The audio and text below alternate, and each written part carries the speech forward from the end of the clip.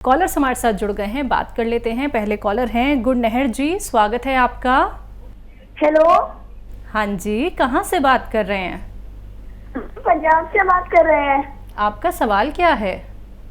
हमारा सवाल ये है कि ना मेरा गला दर्द हो रहा है, तो वो कैसे ठीक कर सकते हैं? कब से दर्द है? हाँ, दर्द कल सुबह से है। ठीक है, आपकी उम्र कितनी है? उम्र मेरी है 11 साल।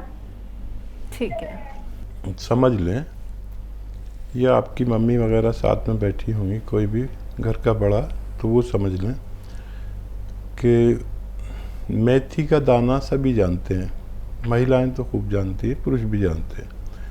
मेथी के दाने का पाउडर बना लें बहुत बारीक, और 2 चुटकी मेथी का दाना 1 गिलास गर्म पानी में डालें। 2 चुटकी मेथी का दाना 1 गिलास गर्म पानी में डालें, और 1 चुटकी खाने का सोडा, ये भी आपके किचन में मौजूद रहता है, मीठा सोडा, खाने का सोडा या बेकिंग पाउडर भी इसे कहा जाता है। इसे मिला लें और गर्म पानी होना चाहिए, ऐसा गर्म कि आप चाय की तरह चुस्कियाँ ले लेकर पिएं। ये रोज़ाना 1 बार पिएं। आजकल में ही आपकी परेशानी अच्छी होना मुमकिन है। लखनऊ से हैं आफरीन, स्वागत है आपका। हेलो। हेलो, अस्सलाम वालेकुम। वालेकुम अस्सलाम मैम। कैसी हैं मैम आप? मैं ठीक हूँ, आप कैसी हैं? जी अल्लाह का शुक्र है। अस्सलाम वालेकुम हकीम साहब। वालेकुम सलाम। आप कैसे हैं? सब बढ़िया, आप बताएं कैसे हैं? अल्हम्दुलिल्लाह, अल्लाह का शुक्र है, आपकी दुआएं हैं। हकीम साहब, हमें ये जानना था, जो खस होता है, खस का शरबत गर्मियों में पिया जाता है, तासीर तो उसकी ठंडी होती है, तो वो किस चीज का होता है?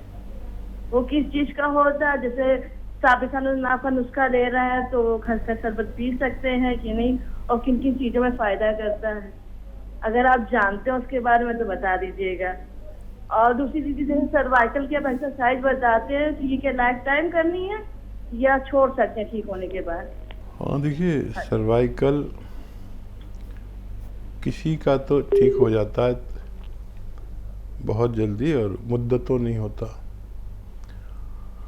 और किसी पर इतनी जिम्मेदारी होती है कि बार बार सर्वाइकल होता है। इसके बहुत एहतियात हैं, लेटने बैठने की, और हर तरह की एहतियात है, और किसी किसी को बार बार होता ही रहता है।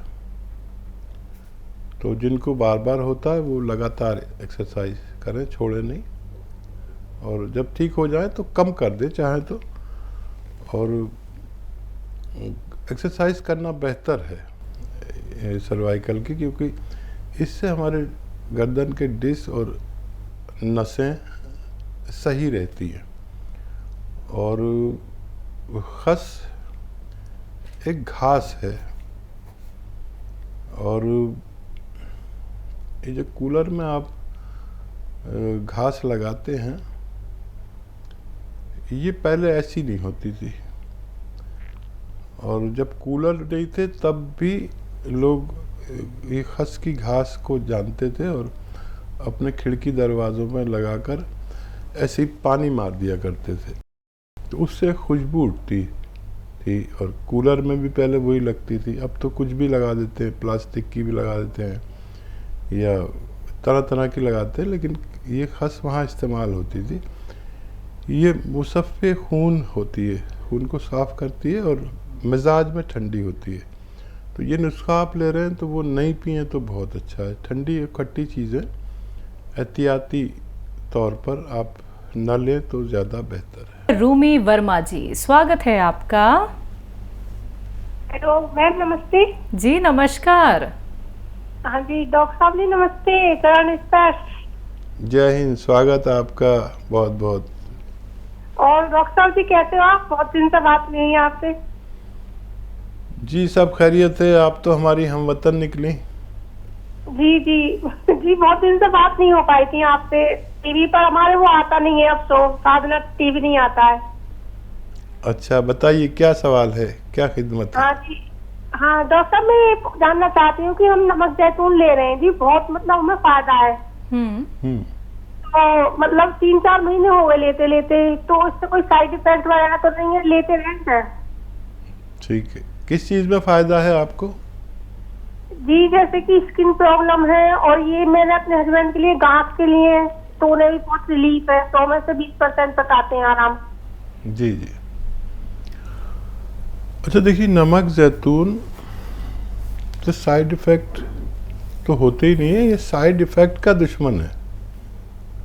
एलर्जी का, इन्फेक्शन का, पेशाब में जलन का, लीवर की परेशानियों का दुश्मन है ये।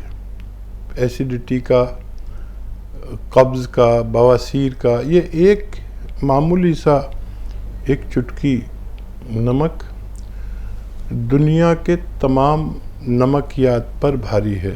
ये रॉ मटेरियल है और ये साइड इफ़ेक्ट को दूर करता है, और आपको फ़ायदा भी है, आपके पतिदेव को भी फ़ायदा है। ये आप कितने भी दिन ले सकते हैं, ज़िंदगी भर भी ले सकते हैं। ये एक तो किडनी को बड़ा साफ़ रखता है, लीवर को बहुत बेहतर रखता है। कभी किसी को जॉन्डिस हो जाए तो 2-4 खुराक काफ़ी हैं इसकी। कभी किसी को एसिडिटी हो जाए तो बहुत अच्छा है उसके लिए। स्किन प्रॉब्लम के लिए बहुत अच्छा है, बालों के लिए भी बहुत अच्छा है, और ये तरह तरह से यूज़ होता है।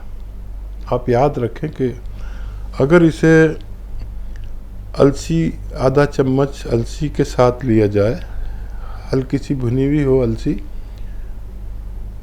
तो ये किडनी को ठीक से काम करने पर मजबूर कर देता है, और किडनी की गंदगी को, क्रिएटिनाइन को दुरुस्त करता है। अगर ये धनिए के साथ ले लिया जाए तो ये आपके थायराइड को दुरुस्त करता है। अगर ये खसखस के साथ ले लिया जाए, 1 चम्मच खसखस के, तो ये नींद की प्रॉब्लम और दिमाग का डिप्रेशन को फ़ायदा करता है। अगर ये खाने के सोडे के साथ ले लिया जाए तो ये कोलेस्ट्रॉल, ब्लड प्रेशर का दुश्मन बन जाता है। ये हार्ट ब्लॉकेज तक को खोलने की ताकत रखता है।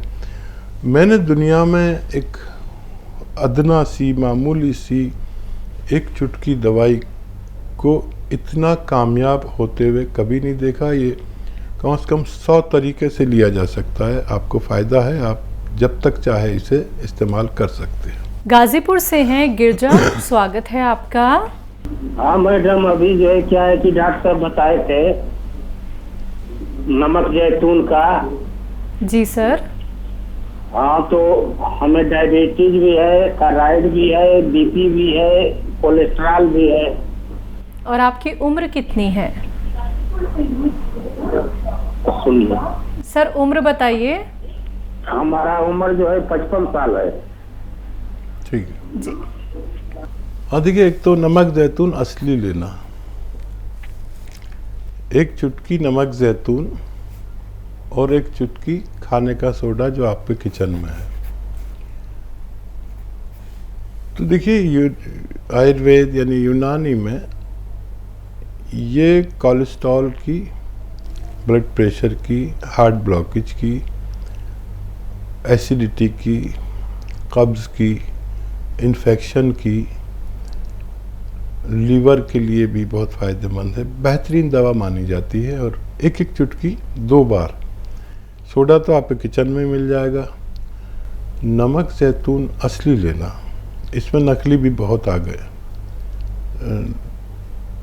बस एक एक चुटकी लेने से आपके ये ब्लड प्रेशर वगैरह वगैरह वगैरह सब कंट्रोल में आना मुमकिन है। अगर डायबिटीज़ है तो अपनी दवाएं खाते हुए आप अपनी दवाएं नहीं छोड़ना। और जामुन का गोंद असली, नकली मत लेना कोई भी चीज़। ये असर रखते हैं अगर असली मिल जाए तो। एक एक चुटकी जामुन का गोंद दिन में 2-3 बार खाने से पहले ले लिया करें। आप डायबिटीज़ से भी बेफिक्र हो सकते हैं, शुगर से बेफिक्र हो सकते हैं, कोलेस्ट्रॉल से, ब्लड प्रेशर से। ये 10-15 रोगों में काम आता है, आप इसे इस्तेमाल कर सकते हैं। अगली कॉलर हैं, बात कर लेते हैं। चंडीगढ़ से हैं रश्मि जी, स्वागत है आपका। जी नमस्ते मैम। जी नमस्कार। और नमस्ते हकीम साहब। जय हिंद, स्वागत जी आपका बहुत बहुत। जी हकीम साहब, मैं ये पूछना चाहती हूँ कि मुझे हेयर फॉल बहुत हो रहा है और चेहरे को ग्लो नहीं है, एकदम ये अजीब सा चेहरा लगता है दिखने में, और आंखों की नजर कमजोर है, रोशनी पहले तो दूर की थी, अब नजदीक वाली में धुंधली नजर आती है। तो ये तीनों चीज में क्या गोंद मोरिंगा में कैसे लूँ, मुझे फायदा करेंगे? आपकी एज बता दीजिए। 41। और एक चीज और हकीम साहब, मैं ये गोंद स्याह ले रही हूँ 3 महीने से। कभी कभी तो मुझे एकदम हल्का महसूस होता है, फायदा रहता है, और कभी कभी दर्द बढ़ जाता है, जबकि वेस्टर्न टॉयलेट से मैं बहुत दिनों से ये कर रही हूँ, यूज कर रही हूँ दर्द से पहले से। इसके लिए जरा बताइए मुझे। ठीक है। ठीक। जिन लोगों को भी मेरे नुस्खे जात चाहिए तो मेरा YouTube चैनल हकीम सुलेमान ख़ान आप सब्सक्राइब कर लें, लाइक कर लें, तो रोज़ाना मेरी तरफ से आपको नुस्खे जात अपने आप ही पहुंच जाया करेंगे। और ये जो मेरी और आपकी बातचीत है, ये भी हम उसी पर डाल देते हैं। जो भी कोई नुस्खा हम बताते हैं, आपका सवाल और मेरा जवाब उस पर रोज़ाना डाले जाते हैं, और एक से ज़्यादा नुस्खे आपको मिल जाते हैं, तो यहाँ से ले लिया करिए। और दूसरी बात ये कि गोंद स्याह से आपको फ़ायदा है, और आप वेस्टर्न टॉयलेट भी यूज़ करते हैं। वज़न ज़्यादा हो तो थोड़ा कम कर लें। और ये भी 2 महीने हुए हैं, 3-4 महीने होते होते आपको पूरा फ़ायदा हो जाना चाहिए। और क्या सवाल? Hair fall, skin problem? हाँ, देखिए बहुत पहले होने लगा आपको हेयर फॉल भी, स्किन प्रॉब्लम भी। आपकी उम्र बहुत कम है, मुझसे तो बहुत ही छोटी हैं। तो गोंद मोरिंगा सफ़ेद 1 ग्राम लेना होता है रोज़ाना। अगर आप पतली सी हैं तो दूध से लें। अगर आप रईस हैं, पैसे वाली हैं, तो नारियल पानी से लें। अगर आप गरीब हैं तो पानी से लें।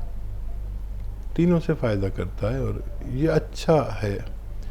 और 40 साल के बाद हमें कम से कम 1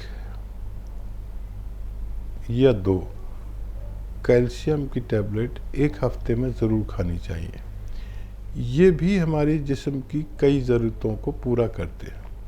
और 40 के बाद हमारे अंदर वो प्रोडक्शन नहीं रहता कैल्शियम और कई ऐसी चीज़ों का जो कैल्शियम की टैबलेट में मौजूद होता है, जैसे जिंक है, तांबा है, और विटामिन हैं और कैल्शियम है। तो 1 टैबलेट या 2 टैबलेट पूरे हफ्ते में 2 बार खाएं, और गोंद मोरिंगा इस्तेमाल करें। बहुत अच्छा लगा आपसे बात करके, धन्यवाद।